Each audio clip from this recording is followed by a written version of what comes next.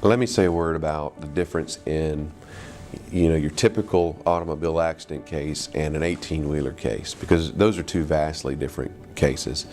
What you got to understand is that 18-wheelers, semis, big rigs, they are governed by an entirely separate rule book than your standard automobile on the road today. The DOT, the Department of Transportation, it has something to say about everything from the number of hours that a driver must sleep and keep track of, all the way down to the brakes on that vehicle.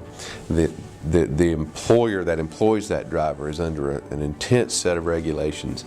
The DOT even has a say as to how much insurance must be covering that commercial vehicle. And nothing on the road today has more insurance covering it, or a higher policy of insurance, than an 18-wheeler.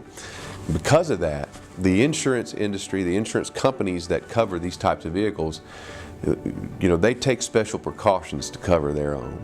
They have go teams or risk loss teams that stand at the ready. They're kind of scattered all across America for some of these companies. And their whole job is to be on the lookout for these types of accidents. If it involves a death, or a catastrophic injury in an 18-wheeler, a lot of these companies have teams of investigators will have boots on the ground within 24 to 48 hours, taking measurements, taking photographs, gathering evidence, interviewing witnesses, even interviewing and taking statements from the injured party or the families of the deceased before that person has even had a chance to even speak with an attorney of their own.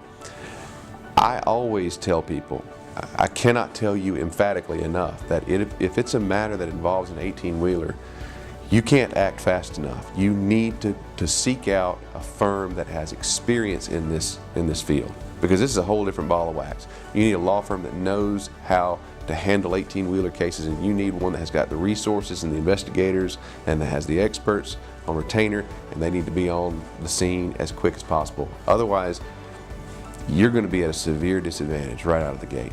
So that's the best advice I can give people who've been involved in an 18-wheeler type accident.